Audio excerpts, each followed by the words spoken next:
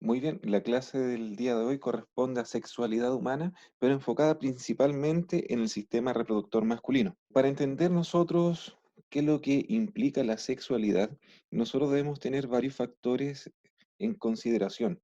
Dentro de estos factores que debemos tener en consideración es que la sexualidad no se da por sí sola, no es un acto que sea netamente haciendo referencia al acto sexual.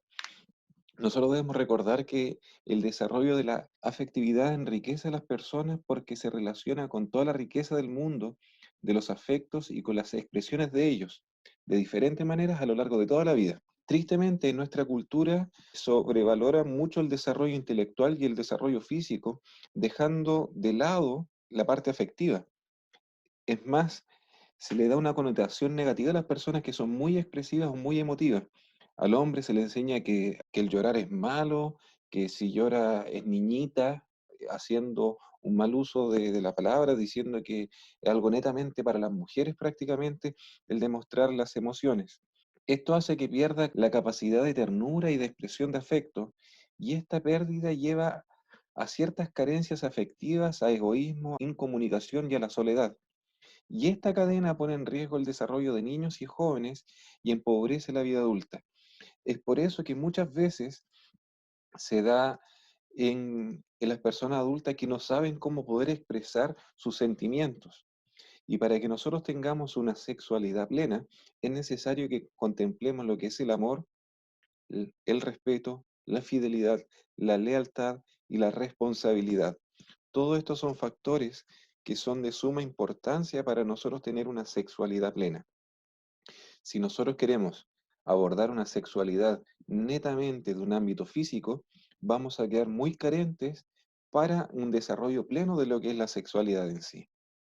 La pregunta podría ser, ¿pero cómo surge la sexualidad en los seres humanos? Esta respuesta se da de manera muy sencilla y esto es debido al aparato reproductor, es el encargado de producir células sexuales o gametos. Esto hace que un proceso se active a partir de la pubertad y que conduce también a la aparición de caracteres sexuales secundarios que vamos a ver más adelante. Posteriormente son los que se encargan de que pueda existir un nuevo ser. En base a eso es que nosotros vamos a ver ahora cuáles son los caracteres sexuales primarios y secundarios. Los caracteres sexuales primarios corresponden a todos los rasgos que distinguen fenotípicamente al hombre y a la mujer. Los caracteres sexuales primarios incluyen los testículos y el aparato genital masculino en el varón y los ovarios y el aparato genital femenino en la mujer. Entonces, ¿qué es lo que es un carácter sexual primario? Va a ser todo rasgo que nos diferencia entre hombre y mujer. Los caracteres sexuales secundarios tenemos los más evidentes que son los cambios físicos y estos se van dando en el desarrollo de nuestra vida. A medida que nosotros vamos creciendo en edad, también vamos creciendo en estatura y también algunas partes de nuestro cuerpo se van desarrollando. El desarrollo de mamas en el caso de las mujeres se comienza a dar desde los 9 a 13 años, es cuando se comienza a dar de manera más notoria, al igual que el vello púbico a partir de los 9 a 14 años y el crecimiento en cuanto a lo que es el cuerpo en sí se comienza a dar de una manera mucho más notoria entre los 11 y 13 años. Además, la primera menstruación se puede dar de manera normal entre los 9 y 14 años. Esto no quiere decir que no pueda ser antes o después. Allí tenemos una imagen también que nos está acompañando, la cual vamos viendo cómo a medida que va transcurriendo los años, podemos ver cómo esta niña va creciendo y van desarrollándose ciertas partes de su cuerpo y también se van dando ciertos cambios. De igual manera, nosotros podemos tener estos tipos de cambios en los varones. Entonces, los cambios físicos que tenemos en los hombres, el desarrollo de órganos genitales se da entre los 9 y 13 años, aparece el vello púbico aproximadamente dentro de la misma edad, el rango de crecimiento también se da en el mismo rango que la mujer, y las primeras eyaculaciones también se da cerca a lo que es la edad de la primera menstruación de la mujer. Y aquí es donde quiero detenerme un momento. El que se dé las primeras menstruaciones o el que existan las primeras eyaculaciones, esto no quiere indicar que nuestro cuerpo esté completamente preparado para un acto sexual. Esto quiere decir que nuestro cuerpo recién se está adaptando a lo que es el desarrollo físico para un acto sexual futuro. Si nosotros queremos tener un acto sexual como corresponde, siempre hay tiempo para todo. Ahora, una pequeña reflexión. Imagínense tener acto sexual a los 10, 11, 12 años y que una chica quede embarazada a esa edad. Es una situación real que ocurre, pero la preocupación va un poco más allá. ¿Qué puede hacer una chica embarazada a los 11 años o 12 años? Va a complicar su vida mucho más debido a que la etapa que está teniendo un bebé no es la etapa adecuada. Es por eso que existe tiempo para todo. Y el momento de tener relaciones sexuales, lógicamente, no es a esa edad. Ahora, como se observa en el esquema, el desarrollo del aparato reproductor y los caracteres sexuales secundarios va cambiando con la edad y con el sexo, lógicamente. La diferencia que nosotros podemos ver anatómicamente en ambos sexos es lo que nosotros vamos a conocer como dimorfismo sexual. Entonces es un concepto el cual debemos manejar. Ahora nos vamos a ir de lleno a lo que es en esta clase el sistema reproductor masculino. En una próxima clase vamos a abordar lo que es el sistema reproductor femenino. Teniendo esto en consideración, vamos a ver el sistema genital interno y el sistema genital externo. Y los vamos a ir dividiendo según el esquema que aquí aparece. Vamos a ver lo que corresponde en el sistema genital interno, lo que son los testículos, las vías genitales y las glándulas anexas. Y posteriormente vamos a ver el sistema genital externo, en donde veremos el pene. Entonces, sistema genital interno. Lo primero que tenemos son los testículos. Los testículos, durante la época fetal, se encuentran situados a ambos lados de la columna vertebral, a la altura de los riñones. Poco antes de nacer, estos bajan de la cavidad abdominal y se alojan en bolsas del escroto. Los testículos tienen forma ovoide, tal como se puede ver allí en la imagen, y en su interior están los túbulos seminíferos y vasos sanguíneos. Tal como ustedes pueden ver allí en la imagen, tenemos un testículo en donde tenemos los conductos deferentes y los túbulos seminíferos que están internamente en los testículos. Entonces, de esta manera es que nosotros tenemos esta estructura, la cual vamos a entender un poquito más adelante qué es lo que hace y para qué es que existe. Volvemos a nuestro diagrama en donde teníamos los testículos y ahora vamos a ver las vías genitales. En las vías genitales nosotros tenemos tres. La primera que vamos a estudiar corresponde al epidídimo.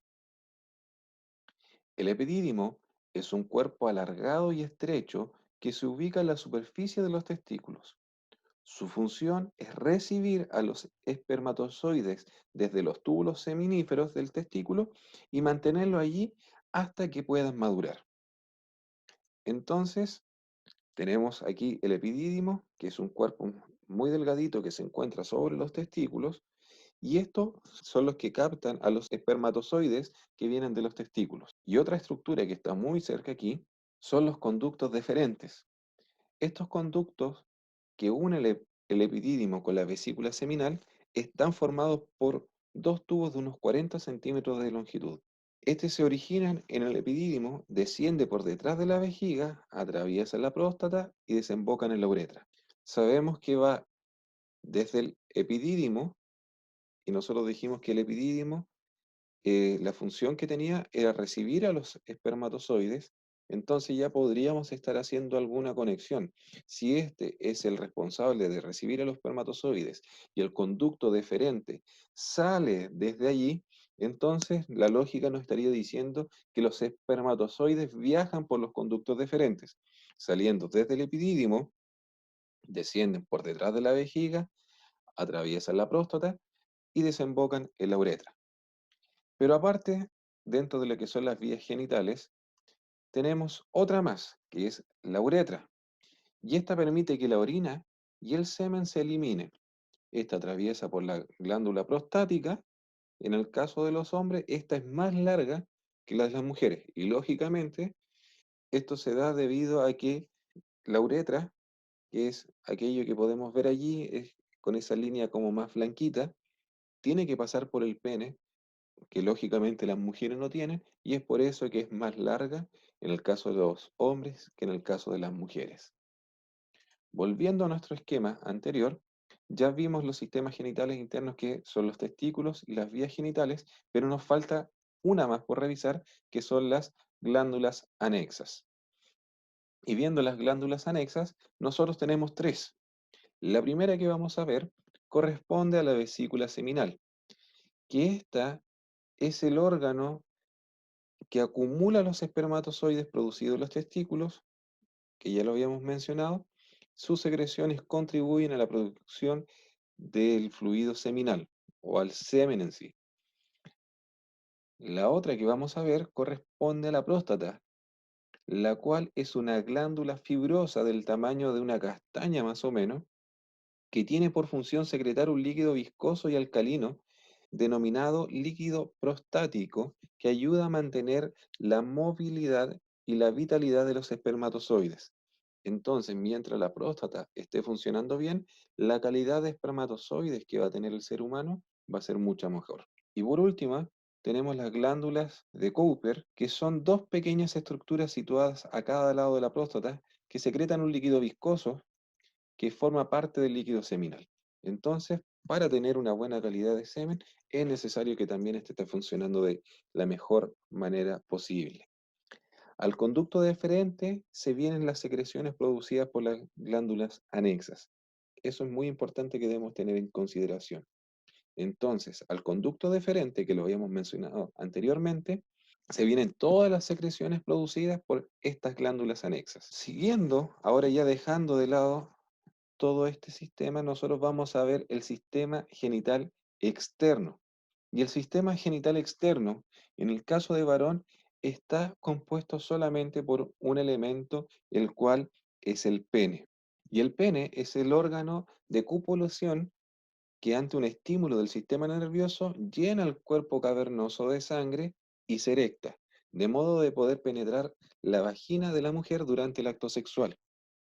Es por eso que el pene tiene la capacidad de erectarse ante un estímulo nervioso, envía señales a nuestro cerebro y del cerebro manda receptores que hace que la sangre fluya por el cuerpo cavernoso, haciendo que éste pueda erectarse finalmente. Como se llena cada una de estas partes, va a poder tener la posibilidad de una erección. En su extremo anterior finaliza la uretra, que es el conducto de salida de la orina que nace en la vejiga, la cual al momento de la eyaculación permite la salida del semen al exterior. Entonces, no debemos confundir las partes internas con las partes externas del sistema genital. Y dentro de esto nosotros hemos hablado bastante de lo que son los espermatozoides. Pero, realmente, ¿qué son los espermatozoides?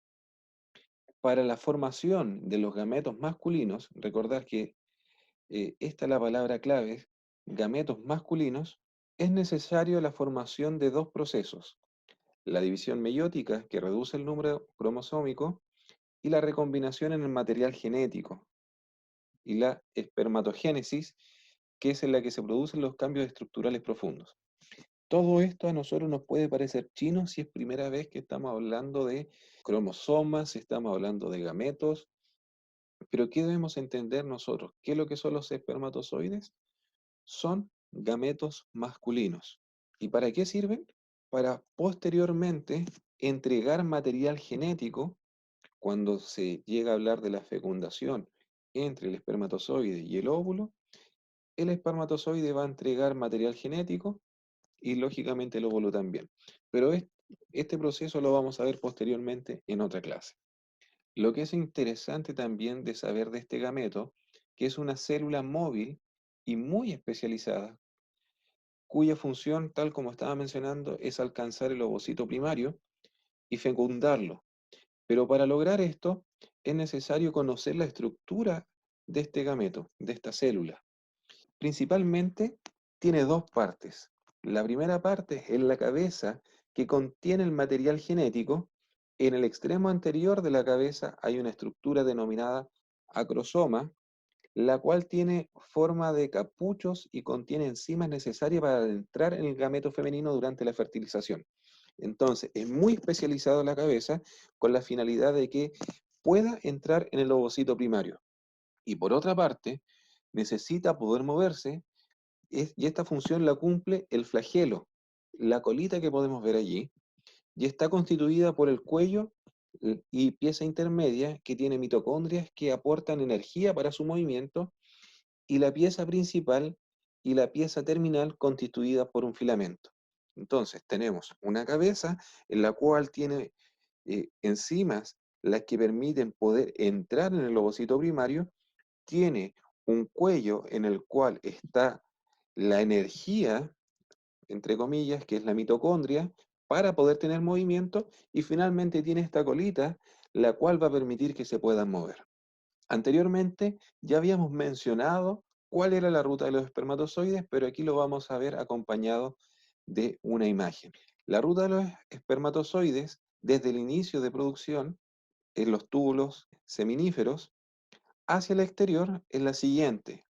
Va desde los túbulos seminíferos que están en los testículos, pasa por el epidídimo, haciendo todo un recorrido mediante el conducto deferente, atravesando la vesícula seminal, pasando por la próstata y llegando hasta la uretra. Y recién allí, cuando llega a la uretra, es que puede ser expulsado hacia afuera del pene. Luego de eso, es que ya puede llegar a fecundar posteriormente un ovocito primario. Ahora, algo que es muy importante es que nosotros podemos tener un control hormonal de la gametogénesis en el hombre, o sea, de la producción de los gametos masculinos. Y todo este proceso es un proceso bastante complicado. La espermatogénesis está regulada por el eje del hipotálamo bajo la influencia de señales provenientes de otras áreas del cerebro. El hipotálamo secreta una hormona liberadora de gonadotropinas hacia la sangre, la que transporta hasta la hipófisis anterior donde estimula la liberación de dos hormonas, la hormona folículo estimulante y la hormona luteinizante, o también denominada hormona estimulante de las células intersticiales. Estas hormonas generan todo un proceso el cual, a través de un mecanismo que es bien especificado, puede generar finalmente la producción de los espermatozoides. Lo que es muy importante de mencionar es que la hormona luteinizante estimula a las células de Leydig para que liberen testosterona.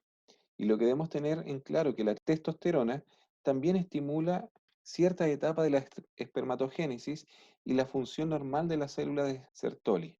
Y aquí podemos ver un pequeño esquema que trata de explicar en donde tenemos el hipotálamo y la hipófisis trabajando, generando estas hormonas que finalmente van a permitir que podamos tener lo que corresponde a los espermatozoides.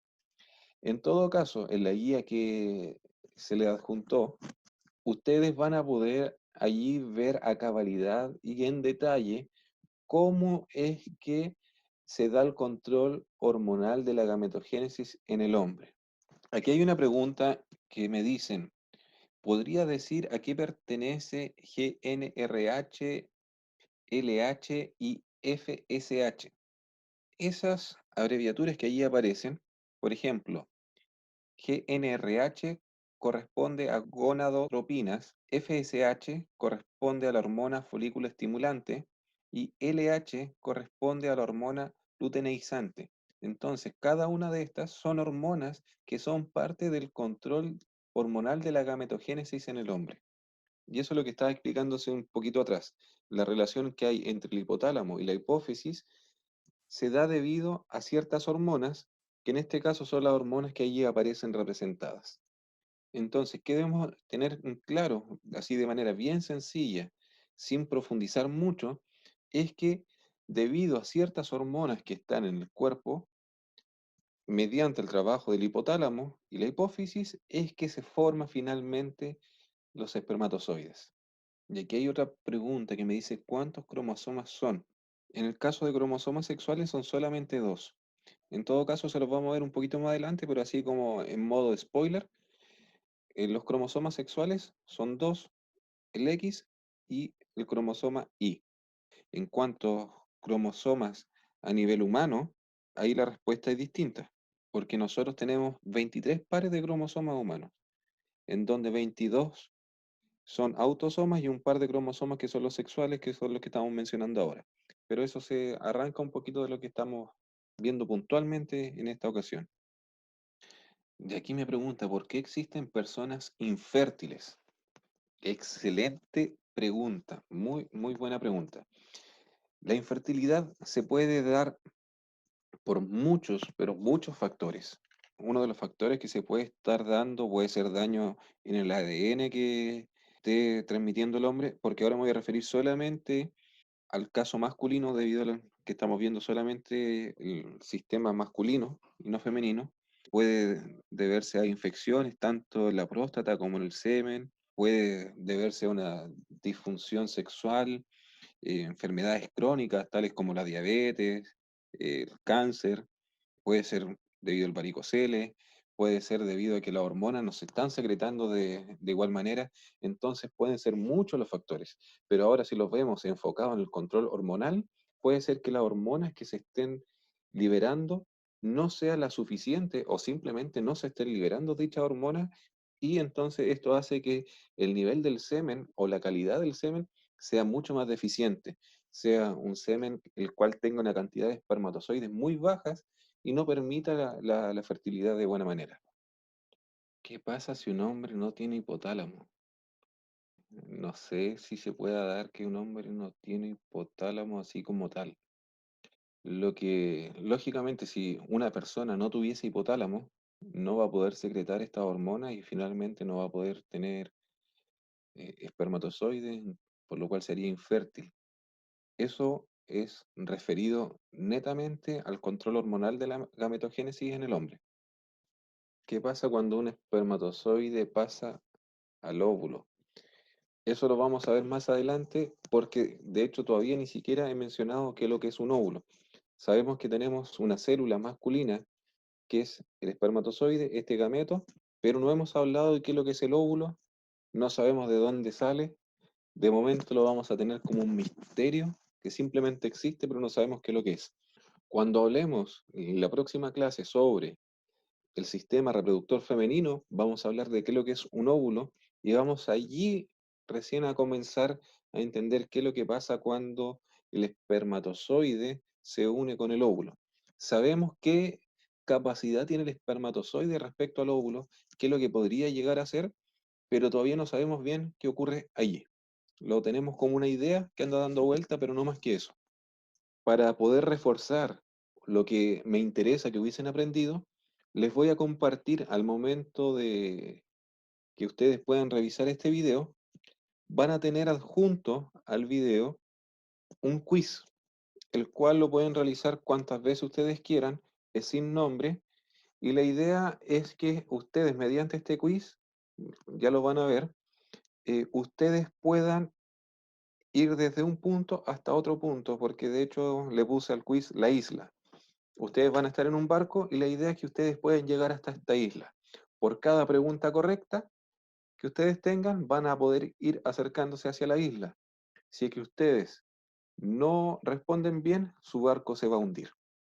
La ventaja sí es que pueden volver a responder hasta que sigan avanzando. Pero la idea es que lo hagan a conciencia, que vayan aprendiendo, tomen apunte de aquellas preguntas que consideré como importantes.